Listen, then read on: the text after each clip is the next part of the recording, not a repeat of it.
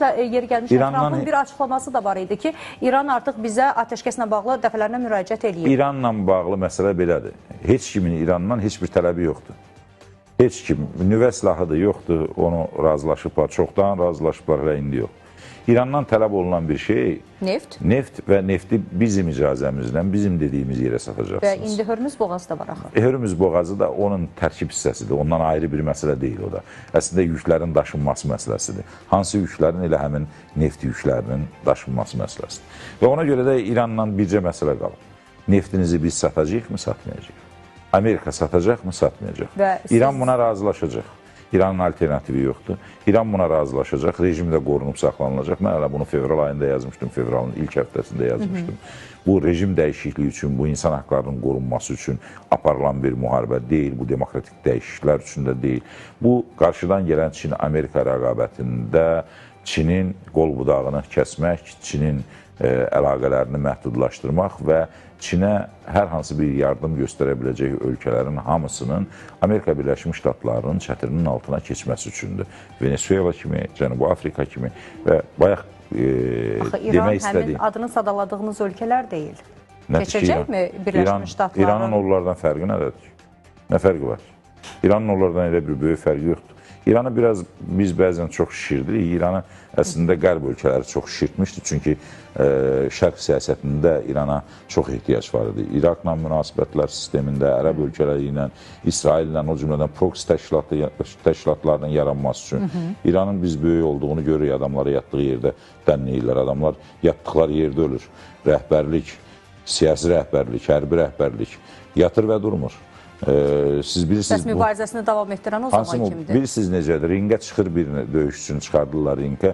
Ringdə ölüncə mən iradəm var, döyüşürəm və axırda da ölür. Və İran həmin vəziyyətə gəlib çıxıb. Rab iradəsi var desin ki, ölürəm axıra qədər. Axırı ölümdür bunun. Bunun o tərəfə heç yoxdur ki. Kim tərpənir, kim əleyhinə bəyanat verir, hamısı yavaş-yavaş bir sıradan çıxarılır.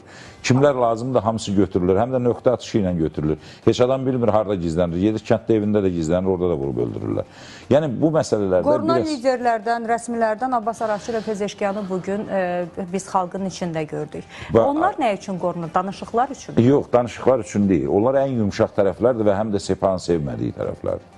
Əraqçıdan fərqli olaraq, əraqçı yox, Pezeşkiyan. Amma əraqçı bugün hələlik lazımdır. Çünki ən azı bir nəfər danışmalıdır. Kimsə hələ alternativləri yoxdur, danışa biləcək. O da bildirdi ki, Witkoff'la əslində danışıqlar gedir, mesajlaşmalar var, amma bu mesajlaşma atəşkəs üzərinə və yaxud hansısa kompromis üzərinə deyil. Sadəcə deyir, müharibə prosesində bu ola biləcək. Müharibə gedir, atəşkəs də yoxdur, filan da yoxdur. Nədir, sabahınız xeyir, gün ortanız xeyir demirlər ki, bir-birini. Təbii ki, bu mesajlar üzərində danışırlar, hansı mesajları verirlər, nəyi necə saxlayacaq, necə edə bilərik və nə olar. Vasitəçilər vasitəsilə danışırıq deyirlər, amma əslində ona da o qədər inandırıcı deyil. Tərəflər bir-birinin mövqeyini qoruyur həm də. Amerika da İranın mövqeyini qoruyur. Əgər İranın mövqeyi o şəkildə qorunmasa, İranda mütləq rejim dəyişikliyi olacaq. Mütləq içəridə bir xaotik proses çıxacaq. Ona görə Amerika da İranın o üzünü qoruyur hələ ki, rejim yerində qalsın, amma onun dedikləri ilə razılaşır. Çünki rejim dəyişəcəyi təqdirdə sistem tamamilə dəyişəcək və o münasibətlər sistemi olacaqmı, olmayacaqmı? Demokratikliyə keçid daxildə xaotik vəziyyəti şərtləndirəcəkmi? Həm də ondan sonra o adamlarla, həm də xalqın seçdiyi adamlarla danışmaq mümkün olacaqmı, olmayacaqmı? Onlar Amerika Birləşmiş Ştatlarının dediyinə razı olacaqlarmı, olmayacaqlarmı?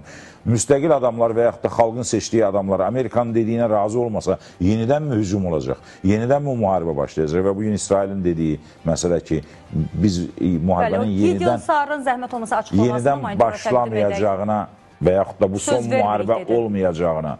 O deməkdir ki, biz bu razılaşmanın əslində hansısa razılaşmanın olduğundan xəbər verir.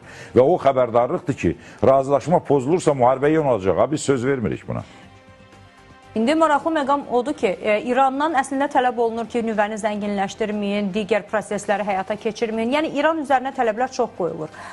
O zaman İran haqlı olaraq bəlkə mübarizəsini davam etdirəcək. İsrail konkret deyir ki, son müharibə olacağına söz vermirik. İsrail onu razılaşma olub, hansısa bəlli bir razılaşma var. O bəlli bir razılaşmadan sonra İranda da bunun əleyhinə çıxa biləcək hər hansı bir qüvvələrin altyapıda verdikləri mesajlar var. İsrail də ona deyir, o mesajı verir onlara ki, baxın, müharibə, biz bunun son müharibə olacağına söz vermirik.